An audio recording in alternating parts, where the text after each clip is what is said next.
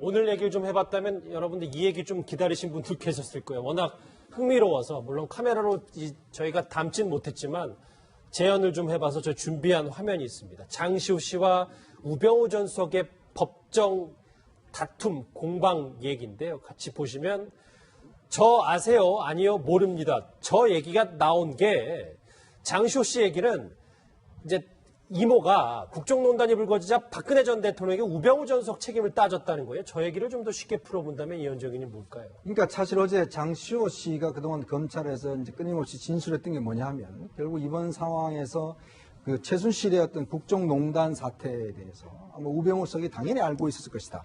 왜냐하면 그 최순실이 가져왔던 여러 가지 문서들이나 인사검증 자료를 보면 이제 그 민정수석실에서 보내온 자료가 많았다는 거죠. 예. 그것도 어떤 문제는 민정수석실에 어디를 했는데 그쪽에서 안 된다고 그러더라. 또 이렇게 이야기도 하고. 그러니까 민정수석실에서 끊임없이 어떤 그 최순실 씨 자기 이모의 민원 사항을 들어주고 그것에 대한 피드백이 왔다는 것들을 이제 본인이 직접 지켜봤다는 것이고. 그래서 아마 최순실을 내칠 수도 없는 것들이 그 어떤 박 전 대통령의 비밀을 많이 알고 있기 때문에 내칠 수가 없다. 뭐 이런 진술까지 하고 있는 상황이죠. 이제 그렇게 쭉 진술하니까 재판장에 있던 우병우 전 수석이 바로 이제 원래 이제 저렇게 질문하려면 재판장한테 허락을 받고 질문을 해야 됩니다. 근데 그 허락도 없이 바로 이제 장시호 씨한테 그럼 저 아시냐고요. 이렇게 이제 질문을 한 거죠. 그러니까 이제 저 장시호 같은 저 모릅니다.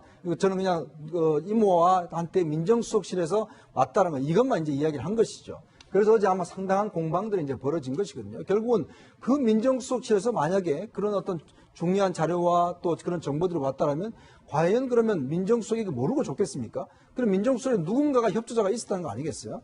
그렇다면 그것이 바로 우병우 민정수석이 아닌가라는 이제 그런 정황을 장시호 씨가 어제 이야기를 한 것입니다. 이해가 됐습니다. 예, 이수희 변호사님. 근데 아무리 그래도 우병우 전 수석 지금 피고인 신분인데 재판부 허락 없이 이렇게 직접 증인한테 신문해도 되는 건가요? 그러니까 흥분한 것 같아요. 저 장시호 씨의 증언을 들으면서 좀 어찌 보면은 좀 장시호 씨에 대한 무시도 좀 있는 것 같고 아니면은 그 우병우 전 수석은 아마 저런 캐릭터의 사람을 얼마나 만나봤겠어요. 좀 당황한 면이 많고 한편으로는 굉장히 또 화도 난 것 같고 뭐 잘 알지도 못하면서 너무 말이 많다라는 그런 뭐 그런 느낌에서의 끼어들미 아니었을까 저는 이제 그렇게 추측이 되는데요. 뭐 우병우 전 수석이 이제 본인이 재판이야 받아봤겠습니까?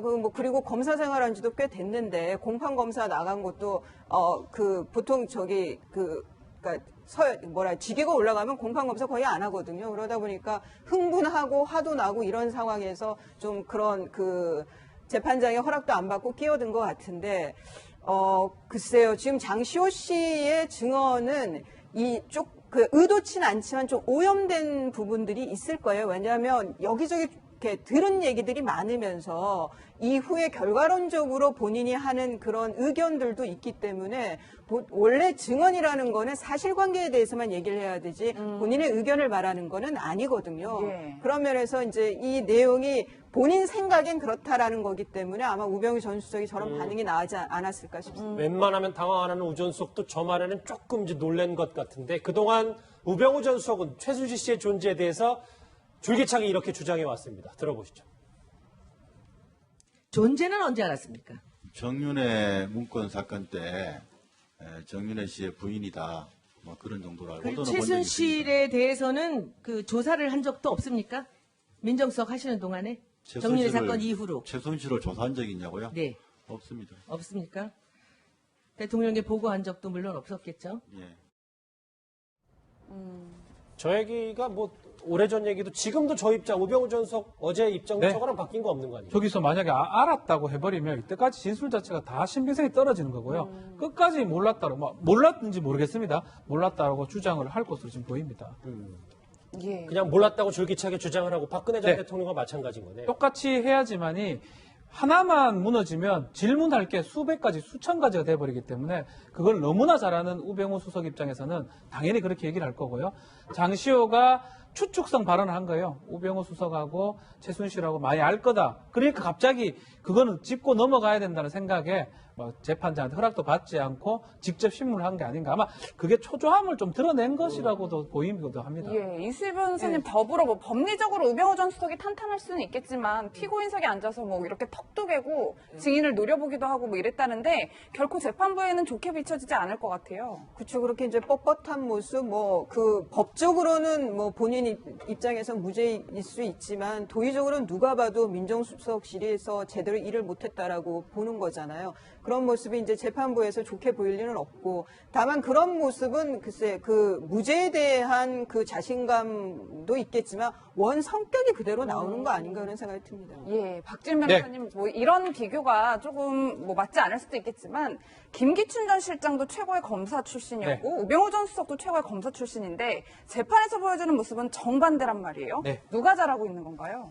뭐 잘한다고 표현하기 둘 다 뭐 잘 못하고 있는 걸로 저는 생각이 들지만 그래도 만약 무죄를 받는 상황상으로 봤을 때는 오히려 지금 우병우 수석 피고인 입장에서는 무죄 가능성 아니면 실형이 안 될 가능성이 높기 때문에 아마 저런 행동을 하는 걸로 같습니다. 둘 다 똑같은데 상황에 따라서 유죄의 가능성이 높은지 무죄의 가능성이 높은지 일부 무죄가 될지 그에 따라 행동하는 거 보이고 만약에 검찰에서 더 많은 증거가 나온다 그러면 턱 깨고 있는 모습 못 봅니다.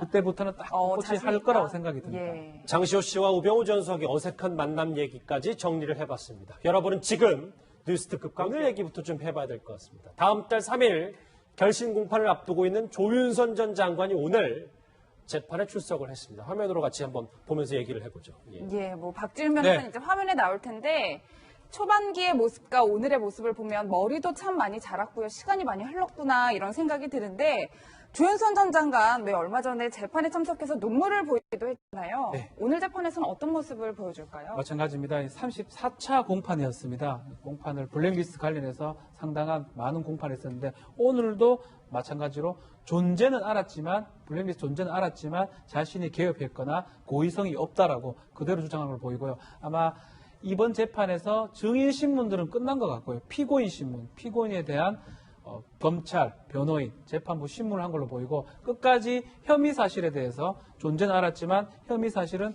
인정할 수 없다라는 취지로 부인한 것으로 지금 보입니다. 김기춘 전 실장과 좀 비슷하게 똑같습니다. 예. 뭐 패턴은.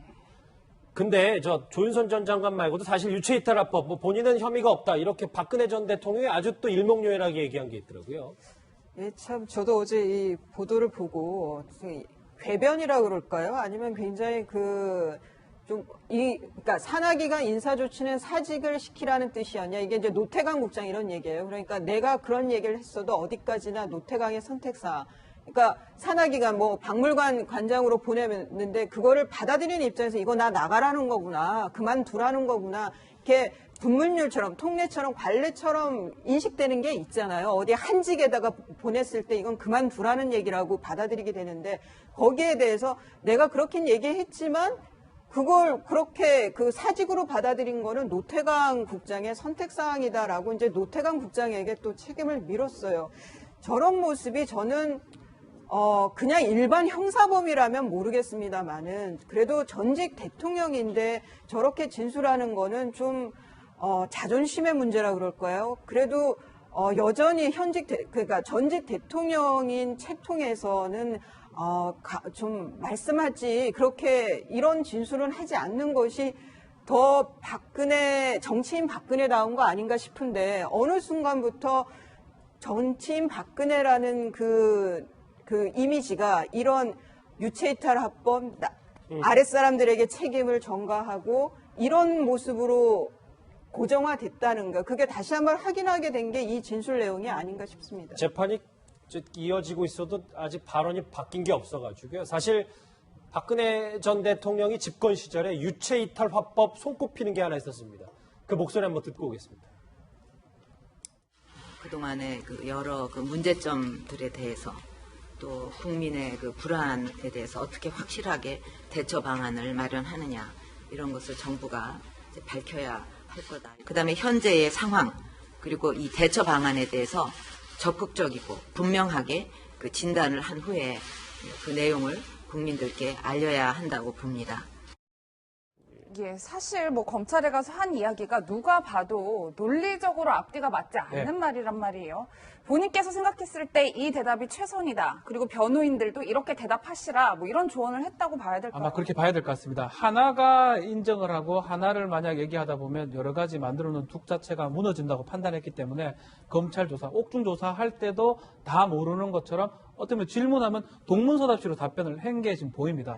결국 이제 문제는 재판 과정에서도 이게 가능할 것인가 이 부분인데 정유라라든지 장시호가 증인으로 나올 가능성이 있습니다. 이재용도 마찬가지고요. 나왔을 때 과연 이제 그 진술을 듣고도 이런 내용을 계속 유지할 수 있을지도 의문이고 지금 조윤선 전 장관도 마지막 피고인 신문을 했지만 박근혜 전 대통령 같은 경우도 피고인 신문을 결국 해야 됩니다. 제일 마지막 쯤에 하게 될 때는 재판부 질문이라든지 검찰 질문했을 때 피고인 신문이 뭐 간단하게 끝날 건 아니기 때문에 그때도 만약 동문서답 답변을 하기는 어렵지 않을까. 그 재판이 계속 쌓였기 때문에 그때 갔을 때는 글쎄요, 뭐 동문서답 답변을 한다면 오히려 양형에 불리해질 수 있다 이렇게 보입니다. 에 대해서 아마 우병우 수석이 당연히 알고 있었을 것이다. 왜냐하면 그 최순실이 가져왔던 여러 가지 문서들이나 인사검증 자료를 보면 이제 그 민정수석실에서 보내온 자료가 많았다는 거죠. 예. 그것도 어떤 문제는 민정수석실에 의뢰를 했는데 그쪽에서 안 된다고 그러더라. 또 이렇게 이야기도 하고. 그러니까 민정수석실에서 끊임없이 어떤 그 최순실 씨 자기 이모의 민원 사항을 들어주고 그것에 대한 피드백이 왔다는 것들을 이제 본인이 직접 지켜봤다는 것이고.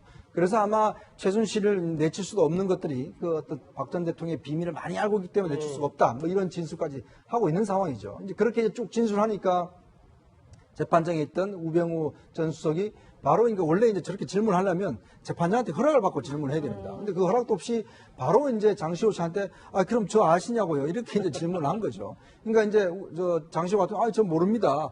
저는 그냥 그 이모와 한테 민정수석실에서 왔다는 거 이것만 이제 이야기를 한 것이죠. 그래서 어제 아마 상당한 공방들이 이제 벌어진 것이거든요. 결국은 그 민정수석실에서 만약에 그런 어떤 중요한 자료와 또 그런 정보들이 왔다라면 과연 그러면 민정수석이 모르고 좋겠습니까? 그럼 민정수석에 누군가가 협조자가 있었다는 거 아니겠어요?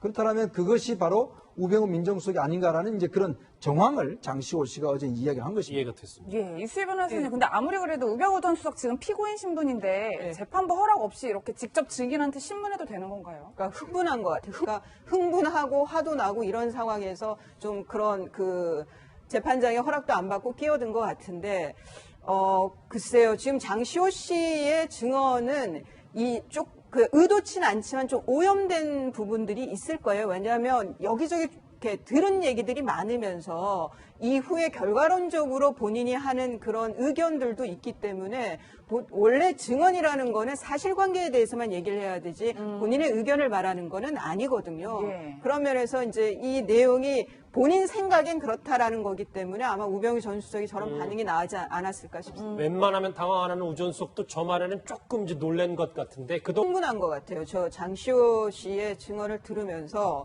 좀 어찌 보면은 좀 장시호 씨에 대한 무시도 좀 있는 것 같고 아니면은 그 우병우 전 수석은 아마 저런 캐릭터의 사람을 얼마나 만나봤겠어요. 좀 당황한 면이 많고 한편으로는 굉장히 또 화도 난 것 같고 뭐 잘 알지도 못하면서 너무 말이 많다라는 그런 뭐 그런 느낌에서의 끼어들미 아니었을까 저는 이제 그렇게 추측이 되는데요.